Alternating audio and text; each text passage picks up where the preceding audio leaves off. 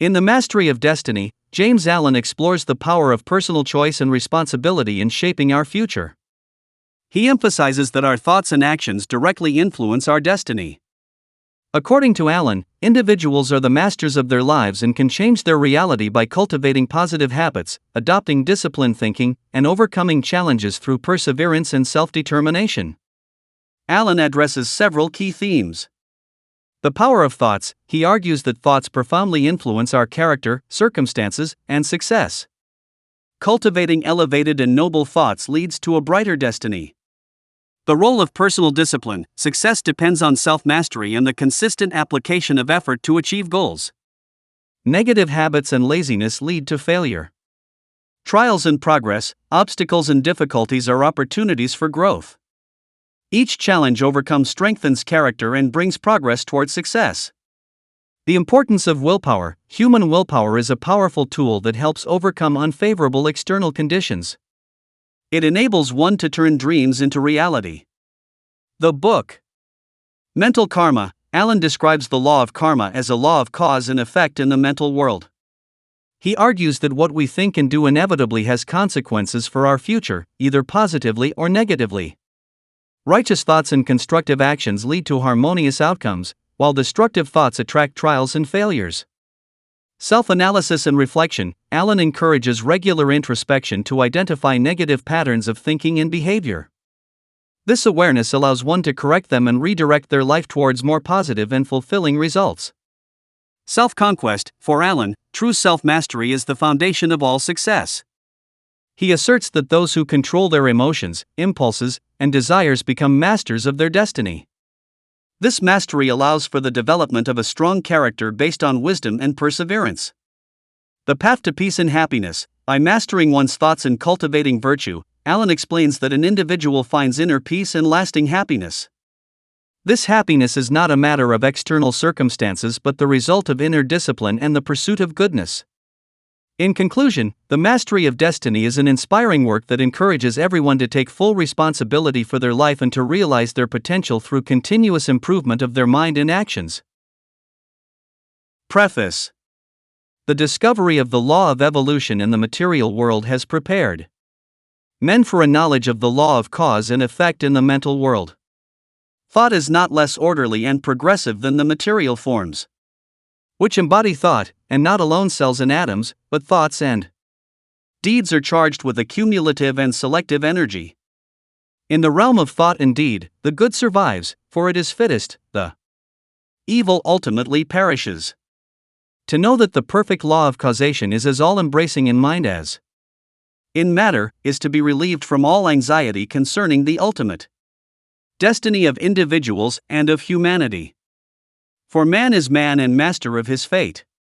And the will in man which is conquering the knowledge of natural law will conquer the knowledge of spiritual law. The will which, in ignorance, chooses evil, will, as wisdom evolves and emerges, choose good. In a universe of law, the final mastery of evil by man is assured. His lesser destinies of separation and sorrow, defeat and death, are but disciplinary steps leading to the great destiny of triumphal mastery. He himself is unconsciously building, albeit with lacerated hands and labor-bowed form, the temple of glory which is to afford him an eternal habitation of peace. In this volume I have tried to set down some words indicative of this law and this destiny, and the manner of its working and its building, and have so arranged the subject matter as to make the book a companion volume to the Life Triumphant. The first 6, and the last, chapters first appeared in Bibby's Quarterly and Bibby's Annual, and it is by kind permission of the editor, Mr. Joseph Bibby, that they are now brought together and published in volume form, the other 3 chapters having been added to make the book consecutive and complete. James Allen. Bringolu, Ilfracombe, England. April, 1909. 1. Deeds, Character, and Destiny. There is, and always has been, a widespread belief in fate, or destiny. That is, in an eternal and inscrutable power which apportions definite ends to both individuals and nations. This belief has arisen from long Observation of the facts of life. Men are conscious that there are certain occurrences which they cannot control and are powerless to avert. Birth and death, for instance, are inevitable, and many of the incidents of life appear equally inevitable.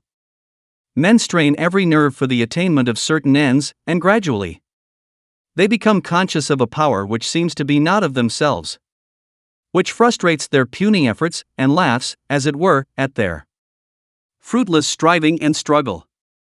As men advance in life, they learn to submit, more or less, to this overruling power which they do not understand, perceiving only its effects in themselves and the world around them, and they call it by various names, such as God, Providence, Fate, Destiny, etc. Men of contemplation, such as poets and philosophers, step aside, as it were, to watch the movements of this mysterious power as it seems to elevate its favorites on the one hand, and strike down its victims on the other, without reference to merit or demerit. The greatest poets, especially the dramatic poets, represent this power in their works, as they have observed it in nature. The Greek and Roman dramatists usually depict their heroes as having foreknowledge of their fate, and taking means to escape it, but by so doing they blindly involve themselves in a series of consequences which bring about the doom which they are trying to avert. Shakespeare's characters, on the other hand, are represented, as in nature, with no foreknowledge, except in the form of presentiment of their particular destiny. Thus, according to the poets, whether the man knows his fate or not, he cannot avert it, and every conscious or unconscious act of his is a step towards it. Omar Khayyam's moving finger is a vivid expression of this idea of fate. The moving finger writes, and having writ, moves on, nor all thy piety nor wit shall lure it back to cancel half a line, nor all thy tears wash out a word of it.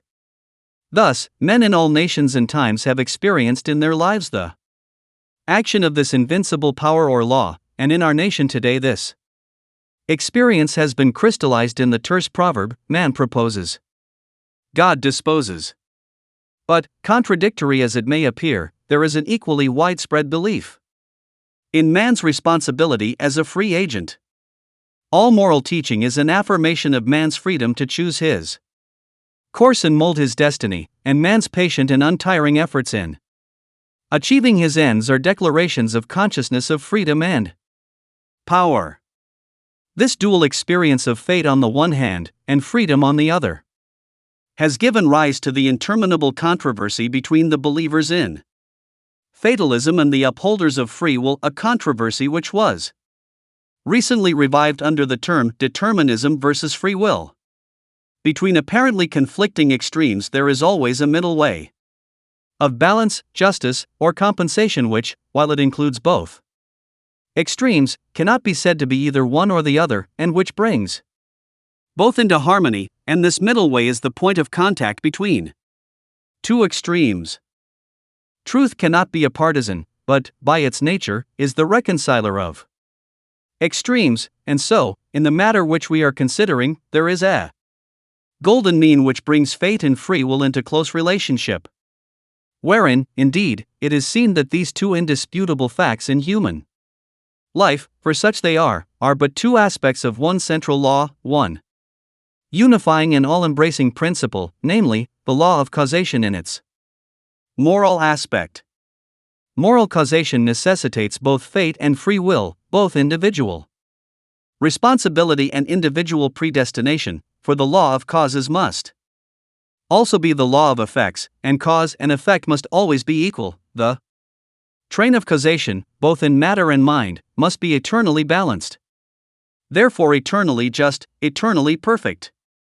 Thus every effect may be said to be a thing preordained, but the predetermining power is a cause, and not the fiat of an arbitrary will. Man finds himself involved in the train of causation. His life is made up of causes and effects. It is both a sowing and a reaping. Each act of his is a cause which must be balanced by its effects. He chooses the cause, this is free will. He cannot choose, alter, or avert the effect. This is fate. Thus, free will stands for the power to initiate causes, and destiny is involvement in effects. It is therefore true that man is predestined to certain ends, but he himself has, though he knows it not, issued the mandate, that good or evil thing from which there is no escape, he has, by his own deeds, brought about. It may here be urged that man is not responsible for his deeds, that these are the effects of his character, and that he is not responsible for the character, good or bad, which was given him at his birth.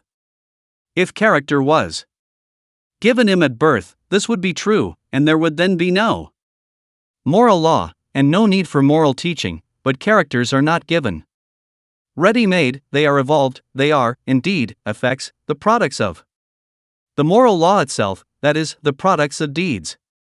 Character result of an accumulation of deeds which have been piled up, so to speak, by the individual during his life. Man is the doer of his own deeds, as such he is the maker of his own character, and as the doer of his deeds and the maker of his character, he is the molder and shaper of his destiny.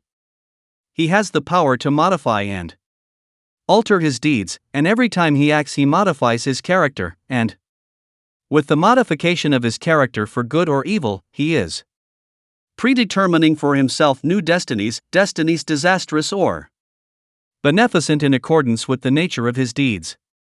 Character is destiny itself, as a fixed combination of deeds, it bears within itself the results of those deeds.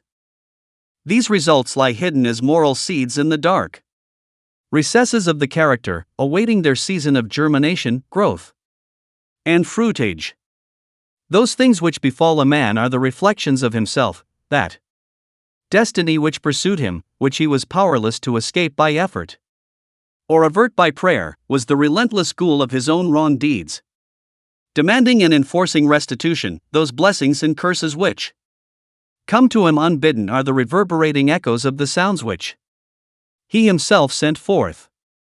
It is this knowledge of the perfect law working through and above all things, of the perfect justice operating in and adjusting all human affairs, that enables the good man to love his enemies, and to rise above all hatred, resentment, and complaining, for he knows that only his own can come to him, and that, though he be surrounded by persecutors, his enemies are but the blind instruments of a faultless retribution, and so he blames them not, but calmly receives his accounts, and patiently pays his moral debts.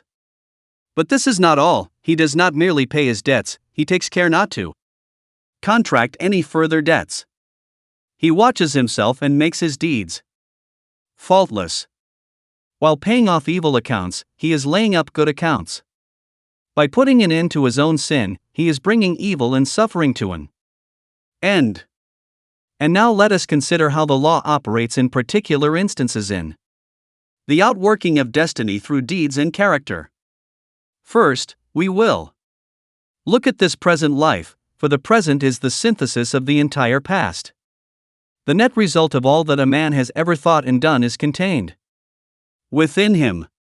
It is noticeable that sometimes the good man fails and the unscrupulous man prospers, a fact which seems to put all moral maxims as to the good results of righteousness out of account, and because of this, many people deny the operation of any just law in human life, and even declare that it is chiefly the unjust that prosper.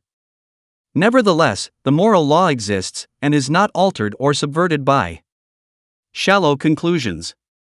It should be remembered that man is a changing, evolving being. The good man was not always good, the bad man was not always bad. Even in this life, there was a time, in a large number of instances, when the man who was now just was unjust, when he who is now kind was cruel, when he who was now pure was impure. Conversely, there was a time in this life, in a number of instances, when he who was now unjust was just, when he who was now cruel was kind, when he who is now impure was pure. Thus, the good man who is overtaken with calamity today is reaping the result of his former evil. sowing, later he will reap the happy result of his present good sowing. While the bad man is now reaping the result of his former good sowing. Later he will reap the result of his present sowing of bad. Characteristics are fixed habits of mind, the results of deeds. An act, repeated a large number of times, becomes unconscious or automatic. That is, it then seems to repeat itself without any effort on the part of the doer, so that it seems to him almost impossible not to do it, and then it has become a mental characteristic. Here is a poor man out of work. He is honest, and is not a shirker. He wants work, and cannot get it. He tries hard, and continues to fail. Where is the justice in his lot? There was a time in this man's condition when he had plenty of work. He felt burdened with it, he shirked it, and longed for ease. He thought how delightful it would be to have nothing to do. He did not appreciate the blessedness of his lot. His desire for ease is now gratified, but the fruit for which he longed, and which he thought would taste so sweet, has turned to ashes in his mouth. The condition which he aimed for, namely, to have nothing to do, he has reached, and there he is compelled to remain till his lesson is thoroughly learned. And he is surely learning that habitual ease is degrading, that to have nothing to do is a condition of wretchedness, and that work is a noble and blessed thing. His former desires and deeds have brought him where he is, and now his present desire for work, his ceaseless searching and asking for it, will just as surely bring about its own beneficent result. No longer desiring idleness, his present condition will, as an effect, the cause of which is no longer propagated, soon pass away, and he will obtain employment, and if his whole mind is now set on work, and he desires it above all else, then when it comes he will be overwhelmed with it, it will flow into him from all sides, and he will prosper in his industry. Then, if he does not understand the law of cause and effect in human life, he will wonder why work comes to him apparently unsought, while others who seek it strenuously fail to obtain it. Nothing comes unbidden. Where the shadow is, there also is the substance. That which comes to the individual is the product of his own deeds. As cheerful industry leads to greater industry and increasing prosperity, and labor shirked or undertaken discontentedly leads to a lesser degree of labor and decreasing prosperity, so with all the varied conditions of life as we see them, they are the destinies wrought by the thoughts and deeds of each particular individual. So also with the vast variety of characters, they are the ripening and ripened growth of the sowing of deeds. As the individual reaps what he sows, so the nation, being a community of individuals, reaps also what it sows. Nations become great when their leaders are just men, they fall and fade when their just men pass away. Those who are in power set an example, good or bad, for the entire nation.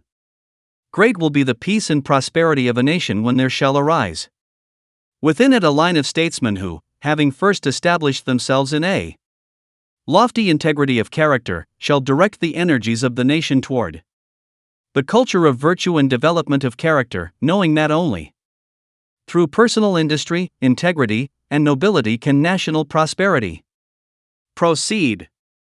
Still, above all, is the great law, calmly and with infallible justice meting out to mortals their fleeting destinies, tear-stained or smiling, the fabric of their hands. Life is a great school for the development of character. And all, through strife and struggle, vice and virtue, success and failure, are slowly but surely learning the lessons of wisdom.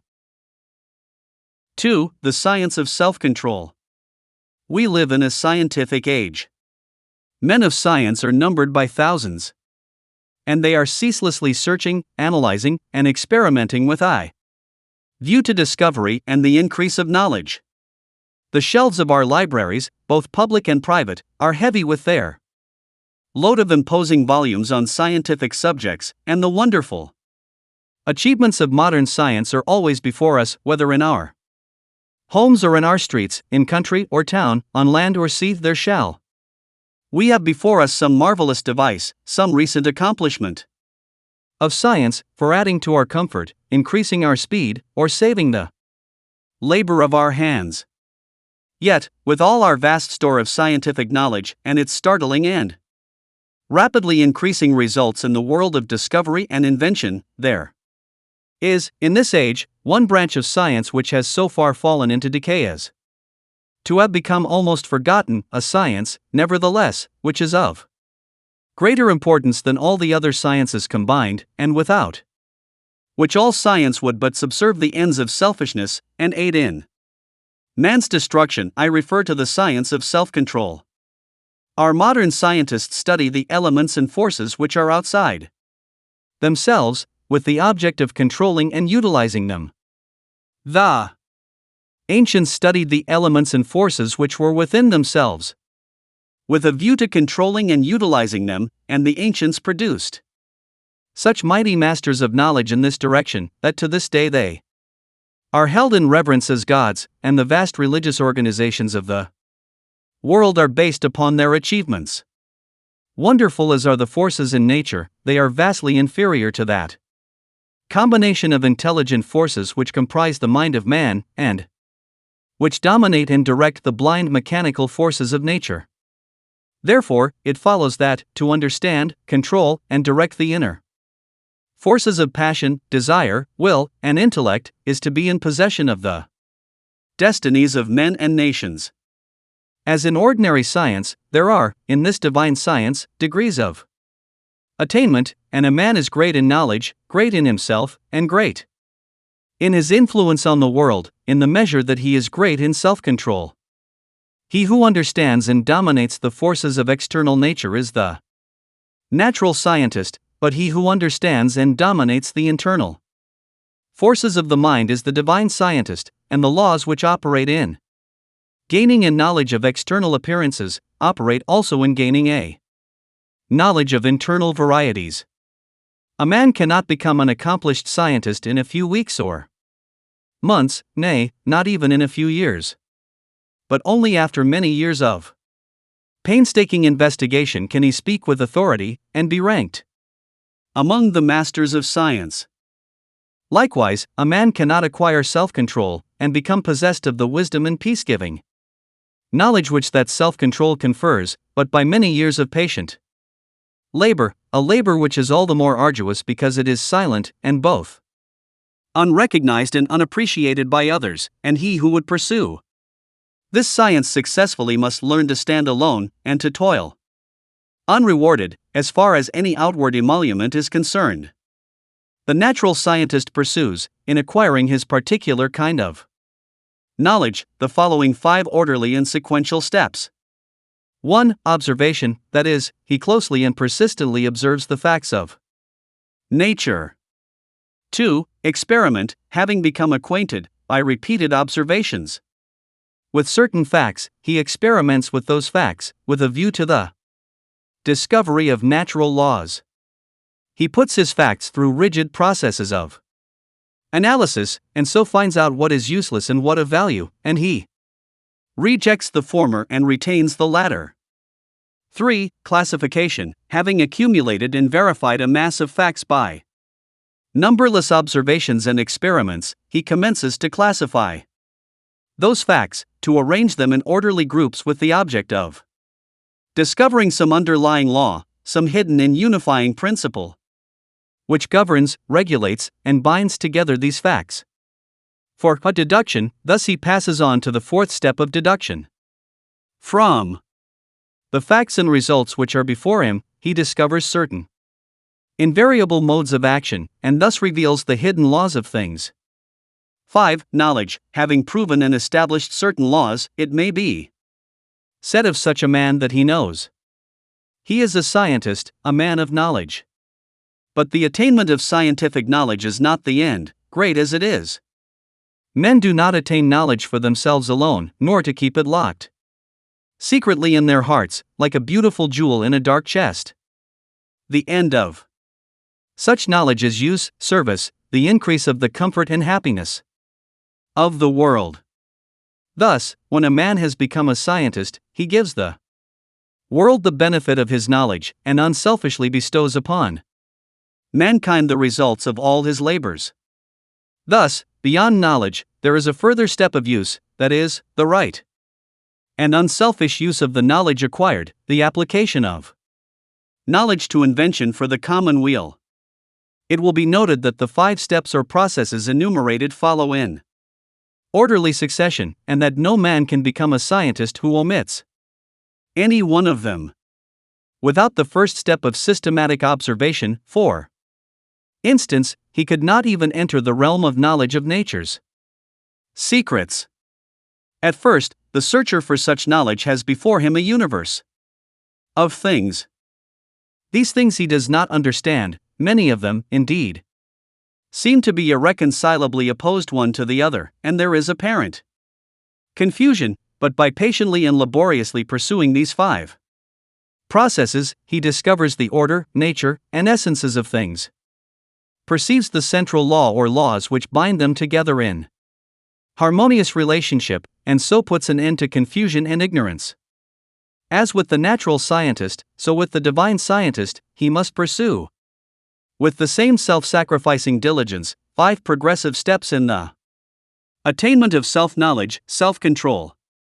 These 5 steps are the same as with the natural scientist, but the process is reversed. The mind, instead of being centered upon external things, is turned back upon itself, and the investigations are pursued in the realm of mind, of one's own mind, instead of in that of matter.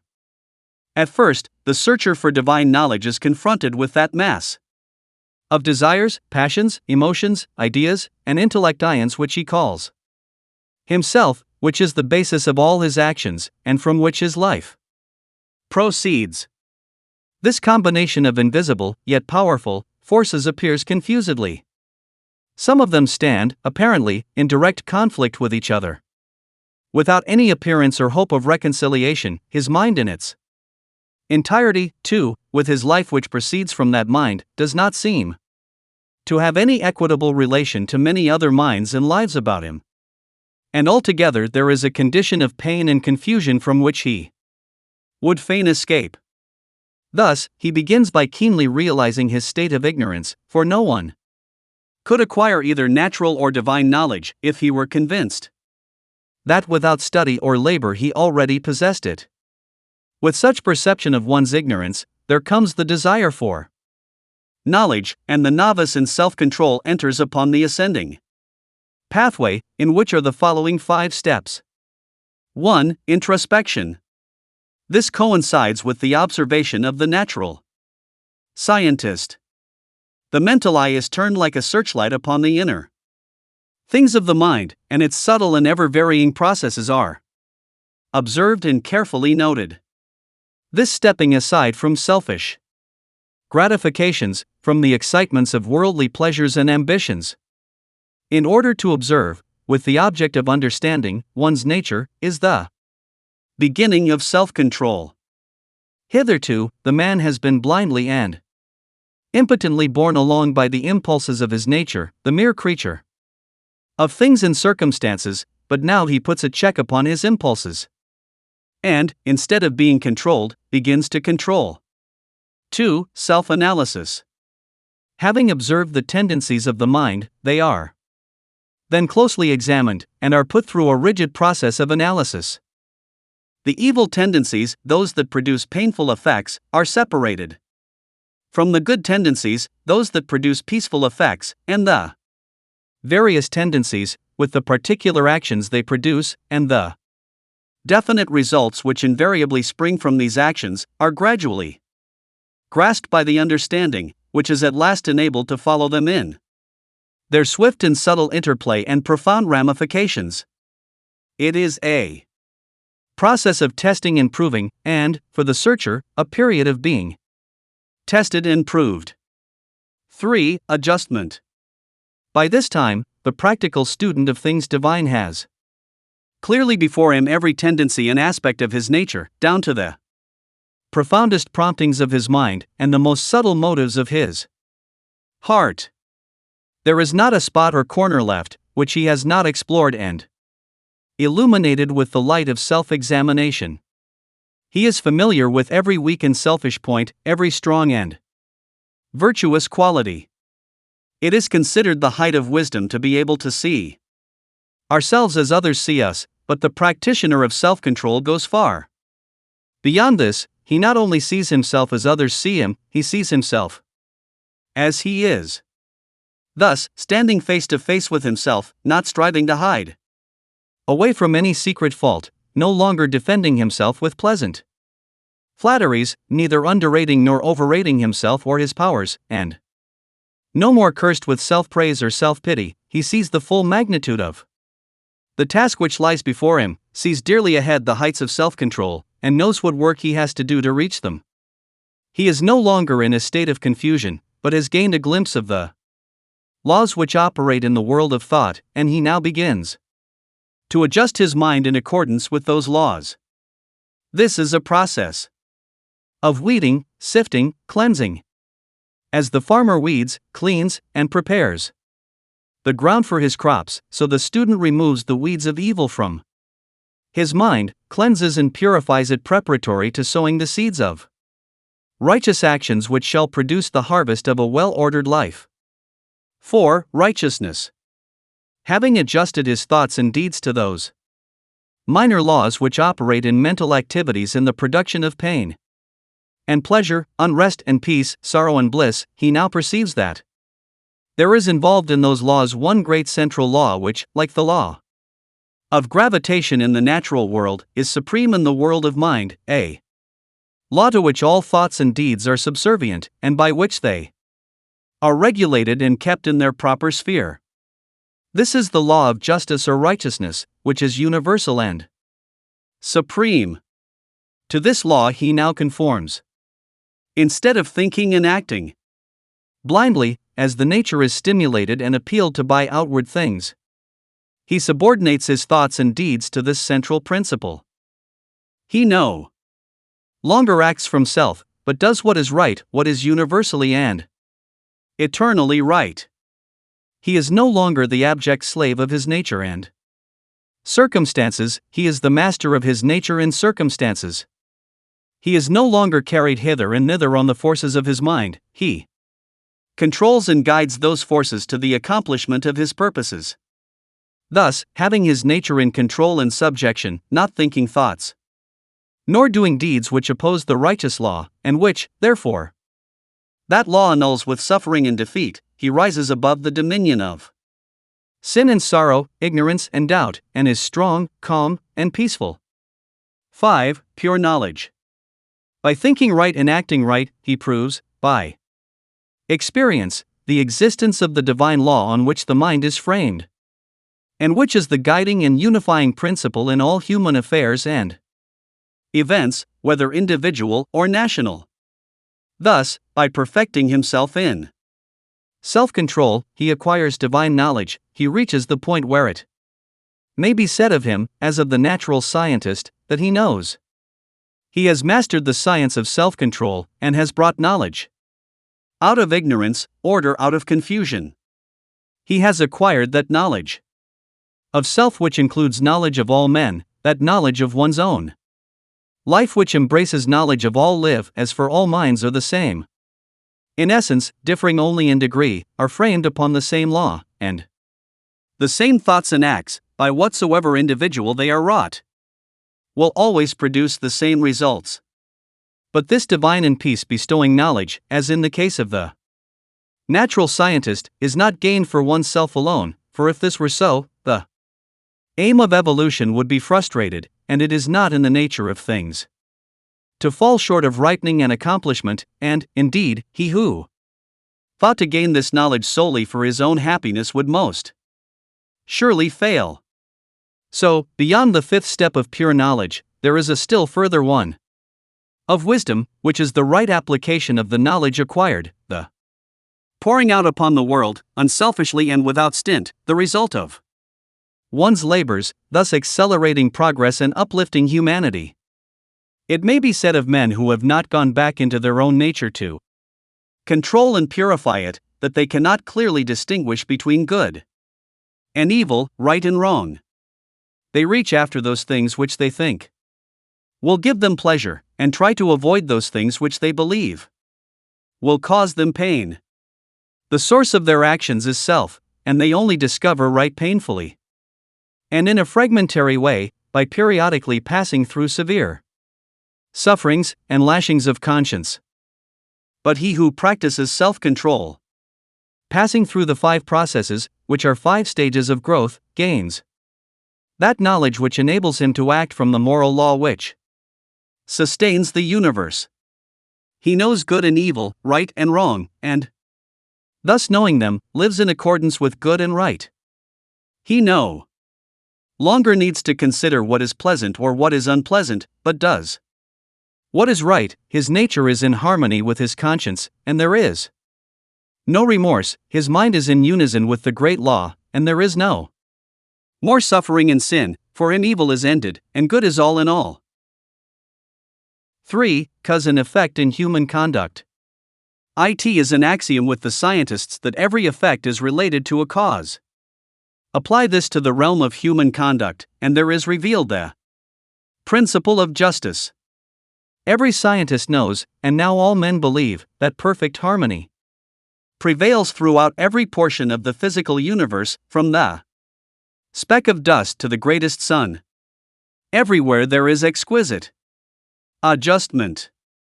In the sidereal universe, with its millions of suns rolling majestically through space and carrying with them their respective systems of revolving planets, its vast nebula, its seas of meteors, and its vast army of comets traveling through illimitable space with inconceivable velocity, perfect order prevails, and again, in the natural world, with its multitudinous aspects of life, and its infinite variety of forms, there are the clearly defined limits of specific laws, through the operation of which all confusion is avoided, and unity and harmony eternally obtain.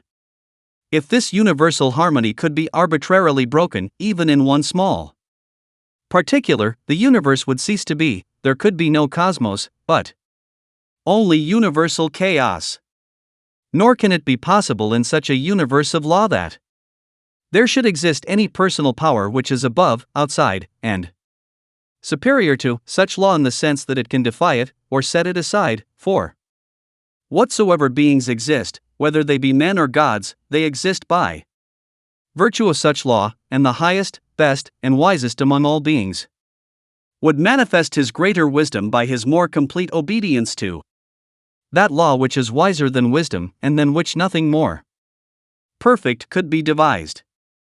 All things, whether visible or invisible, are subservient to, and fall within the scope of, this infinite and eternal law of causation. As all things seen obey it, so all things unseen, the thoughts and deeds of men, whether secret or open, cannot escape it. Do right, it recompenseth; do one wrong, the equal retribution must be made. Perfect justice upholds the universe, perfect justice regulates human life and conduct. All the varying conditions of life, as they obtain in the world today, are the result of this law reacting on human conduct. Man can, and does, choose what causes he shall set in operation, but he cannot change the nature of effects. He can decide what thoughts he shall think, and what deeds he shall do, but he has no power over the results of those thoughts and deeds. These are regulated by the overruling law. Man has all power to act, but his power ends with the act committed. The result of the act cannot be altered, annulled, or escaped. It is irrevocable. Evil thoughts and deeds produce conditions of suffering, good thoughts and deeds determine conditions of blessedness. Thus man's power is limited to, and his blessedness or misery is determined by his own conduct. To know this truth renders life simple, plain, and unmistakable. All the crooked paths are straightened out, the heights of wisdom are revealed, and the open door to salvation from evil and suffering is perceived and entered. Life may be likened to a sum in arithmetic. It is bewilderingly difficult. and complex to the pupil who has not yet grasped the key to its correct solution, but once this is perceived and laid hold of, it becomes as astonishingly simple as it was formerly profoundly perplexing. Some idea of this relative simplicity and complexity of life may be grasped by fully recognizing and realizing the fact that, while there are scores, and perhaps hundreds, of ways in which a sum may be done wrong, there is only one way by which it can be done right, and that when that right way is found, the pupil knows it to be the right, his perplexity vanishes, and he knows that he has mastered the problem. It is true that the pupil, while doing his sum incorrectly, may, and frequently does, think he has done it correctly, but he is not sure. His perplexity is still there, and if he is an earnest and apt pupil, he will recognize his own error when it is pointed out by the teacher. So in life, men may think they are living rightly while they are continuing, through ignorance, to live wrongly, but the presence of doubt, perplexity, and unhappiness are sure indications that the right way has not yet been found. There are foolish and careless pupils who would like to pass a sum as correct before they have acquired a true knowledge of figures, but the eye and skill of the teacher quickly detect and expose the fallacy. So in life, there can be no falsifying of results. The eye of the great law reveals and exposes. Twice 5 will make 10 to all eternity, and no amount of ignorance, stupidity, or delusion can bring the result up to 11. If one looks superficially at a piece of cloth, he sees it as a piece of cloth. But if he goes further and inquires into its manufacture, and examines it closely and attentively, he sees that it is composed of a combination of individual threads, and that, while all the threads are interdependent, each thread pursues its own way throughout, never becoming confused with its sister thread. It is this entire absence of confusion between the particular threads which constitutes the finished work, a piece of cloth. Any inharmonious commingling of the thread would result in a bundle of waste or a useless rag. Life is like a piece of cloth, and the threads of which it is composed are individual lives. The threads, while being interdependent, are not confounded one with the other. Each follows its own course. Each individual suffers and enjoys the consequences of his own deeds, and not of the deeds of another. The course of each is simple and definite, the whole forming a complicated, yet harmonious, combination of sequences. There are action and reaction, deed and consequence, cause and effect, and the counterbalancing reaction, consequence, and effect is always in exact ratio with the initiatory impulse. A durable and satisfactory piece of cloth cannot be made from shoddy material, and the threads of selfish thoughts and bad deeds will not produce a useful and beautiful life, a life that will wear well and bear close inspection. Each man makes or mars his own life. It is not made or marred by his neighbor, or by anything external to himself. Each thought he thinks, each deed he does, is another thread, shoddy or genuine, woven into the garment of his life, and as he makes the garment, so must he wear it. He is not responsible for his neighbor's deeds, he is not the custodian of his neighbor's actions, he is responsible only for his own deeds, he is the custodian of his own actions. The problem of evil subsists in a man's own evil deeds, and it is solved when those deeds are purified.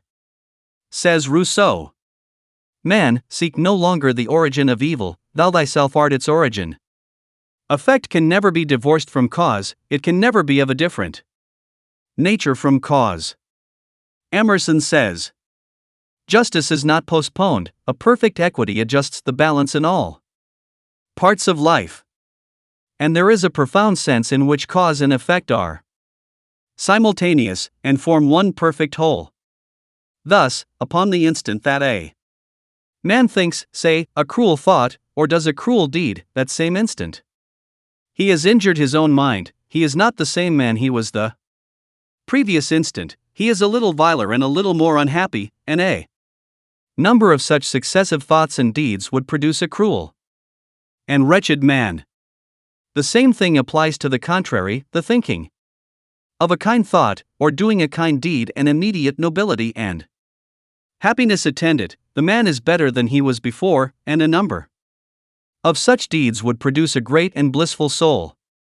Thus individual human conduct determines, by the faultless law of cause and effect, individual merit or demerit, individual greatness or meanness, individual happiness or wretchedness. What a man thinks that he does, what he does, that he is. If he is perplexed, unhappy, restless, or wretched, let him look to himself, for there, and nowhere else, is the source of all his trouble. 4. Training of the will. Without strength of mind, nothing worthy of accomplishment can be done, and the cultivation of that steadfastness and stability of character, which is commonly called willpower, is one of the foremost duties of man, for its possession is essentially necessary both to his temporal and eternal well-being. Fixedness of purpose is at the root of all successful efforts, whether in things worldly or spiritual, and without it man cannot be otherwise than wretched, and dependent upon others for that support which should be found within himself. The mystery which has been thrown around the subject of cultivation of the will by those who advertise to sell occult advice on the matter for so many dollars should be avoided and dispelled, for nothing could be further removed from secrecy and mystery than the practical methods by which alone strength of will can be developed. The true path of will cultivation is only to be found in the common everyday life of the individual, and so obvious and simple is it that the majority, looking for something complicated and mysterious, pass it by unnoticed. A little logical thought will soon convince a man that he cannot be both weak and strong at the same time, that he cannot develop a stronger will while remaining a slave to weak indulgences, and that, therefore, the direct and only way to that greater strength is to assail and conquer his weaknesses. All the means for the cultivation of the will are already at hand in the mind and life of the individual. They reside in the weak side of his character, by attacking and vanquishing which the necessary strength of will be developed. He who has succeeded in grasping this simple, preliminary truth, will perceive that the whole science of will cultivation is embodied in the following 7 rules. 1. Break off bad habits. 2. Form good habits. 3. Give scrupulous attention to the duty of the present moment. 4. Do vigorously, and at once, whatever has to be done. 5. Live by rule. 6. Control the tongue. 7. Control the mind. Anyone who earnestly meditates upon, and diligently practices, the above rules, will not fail to develop that purity of purpose and power of will which will enable him to successfully cope with every difficulty, and pass triumphantly through every emergency. It will be seen that the first step is the breaking away from bad habits. This is no easy task. It demands the putting forth of great efforts, or a succession of efforts, and it is by such efforts that the will can alone be invigorated and fortified. If one refuses to take the first step, he cannot increase in willpower, for by submitting to a bad habit, because of the immediate pleasure which it affords, one forfeits the right to rule over himself, and is so far a weak slave. He who thus avoids self-discipline and looks about for some occult secrets for gaining willpower at the expenditure of little or no effort on his part, is deluding himself, and is weakening the willpower which he already possesses. The increased strength of will which is gained by success in overcoming bad habits enables one to initiate good habits, for, while the conquering of a bad habit requires merely strength of purpose, the forming of a new one necessitates the intelligent direction of purpose. To do this, a man must be mentally active and energetic, and must keep a constant watch upon himself. As a man succeeds in perfecting himself in the second rule, It will not be very difficult for him to observe the third, that of giving scrupulous attention to the duty of the present moment. Thoroughness is a step in the development of the will which cannot be passed over. Slipshod work is an indication of weakness. Perfection should be aimed at, even in the smallest task, by not dividing the mind, but giving the whole attention to each separate task as it presents itself. Singleness of purpose and intense concentration of mind are gradually gained two mental powers which give weight and worth of character, and bring repose and joy to their possessor.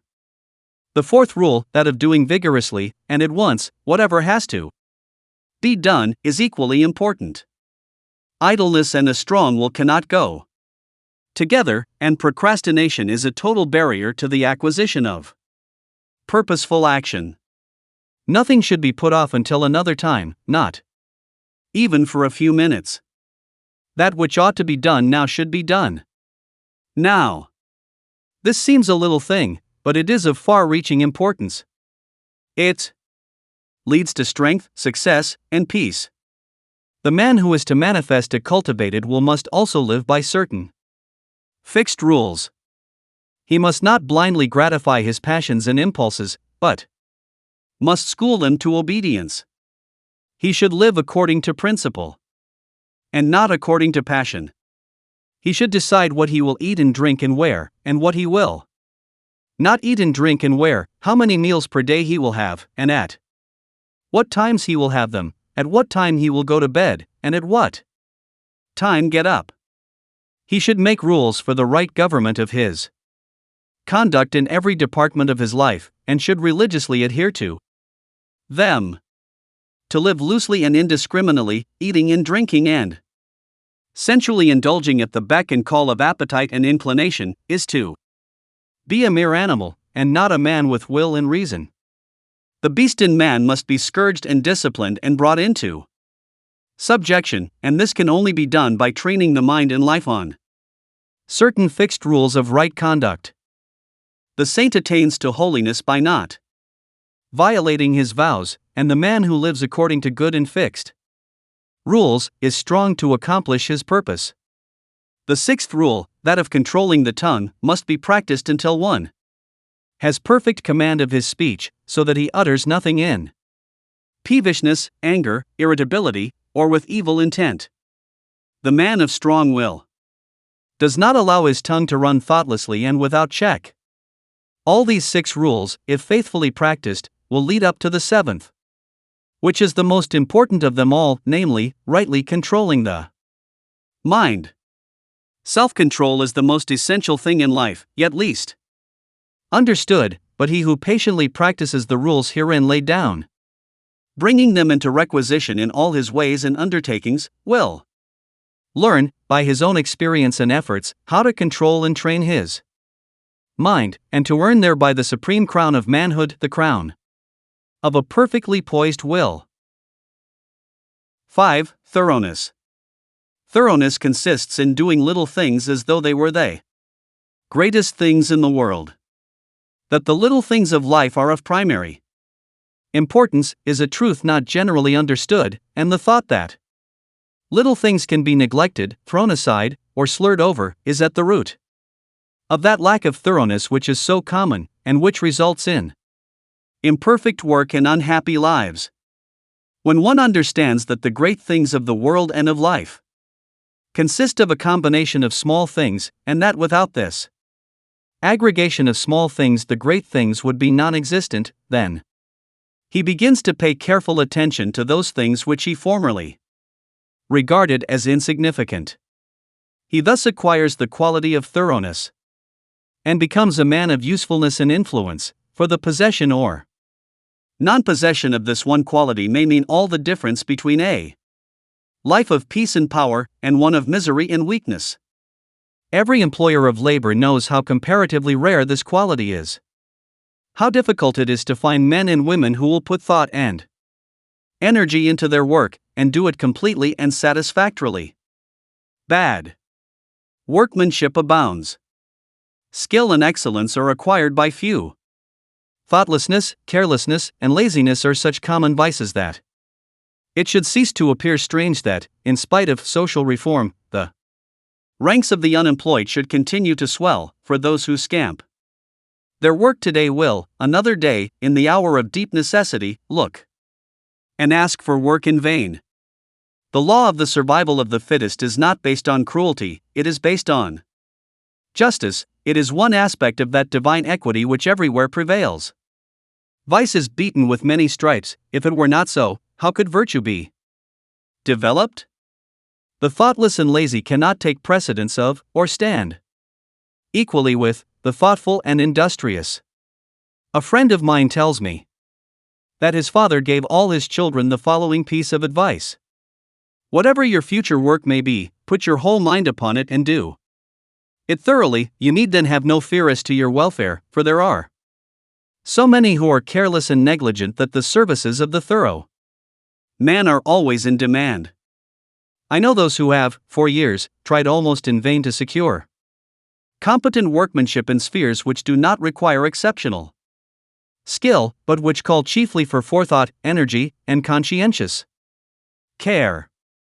They have discharged one after another for negligence, laziness, incompetence, and persistent breaches of duty, not to mention other vices which have no bearing on this subject. Yet the vast army of the unemployed continues to cry out against the laws, against society, and against heaven. The cause of this common lack of thoroughness is not far to seek. It lies in that thirst for pleasure which not only creates a distaste for steady labor, but renders one incapable of doing the best work, and of properly fulfilling one's duty. A short time ago, a case came under my observation. One of many such, of a poor woman who was given, at her earnest appeal, a responsible and lucrative position. She had been at her post only a few days when she began to talk of the pleasure trip she was going to have now she had come to that place. She was discharged at the end of a month for negligence and incompetence. As two objects cannot occupy the same space at the same time, so the mind that is occupied with pleasure cannot also be concentrated upon the perfect performance of duty. Pleasure has its own place in time, but its consideration should not be allowed to enter the mind during those hours which should be devoted to duty. Those who, while engaged in their worldly task, are continually dwelling upon anticipated pleasures, cannot do otherwise than bungle through their work, or even neglect it when their pleasure seems to be at stake. Thoroughness is completeness, perfection. It means doing a thing so well that there is nothing left to be desired. It means doing one's work, if not better than anyone else can do it, at least not worse than the best that others do. It means the exercise of much thought, the putting forth of great energy, the persistent application of the mind to its task, the cultivation of patience, perseverance, and a high sense of duty. An ancient teacher said, if anything has to be done, let a man do it, let him attack it vigorously, and another teacher said, whatsoever thy hand findeth to do, do it with thy might. He who lacks thoroughness in his worldly duties, will also lack the same quality in spiritual things. He will not improve his character, will be weak and half-hearted in his religion, and will not accomplish any good and useful end. The man who keeps one eye on worldly pleasure and the other on religion, and who thinks he can have the advantage of both conditions, will not be thorough either in his pleasure-seeking or his religion, but will make a sorry business of both. It is better to be a whole-souled worldling than a half-hearted religionist, better to give the entire mind to a lower thing than half of it to a higher. It is preferable to be thorough, even if it be in a bad or selfish direction, rather than inefficient and squeamish in good directions, for thoroughness leads more rapidly to the development of character and the acquisition of wisdom. It accelerates progress and unfoldment, and while it leads the bad to something better, it spurs the good to higher and ever higher heights of usefulness and power. In conclusion, The Mastery of Destiny by James Allen teaches us a powerful truth. we are the architects of our own destiny. Through the mastery of our thoughts, personal discipline, and unwavering willpower, we can overcome obstacles and create a life of success, peace, and happiness. Every challenge is an opportunity for growth, and every choice we make brings us closer to the life we desire. If this message has inspired you and you want to learn more about self-mastery and personal development, subscribe to 365 Motivationals. Don't forget to like this video and leave a comment to share your thoughts. Together, we can build a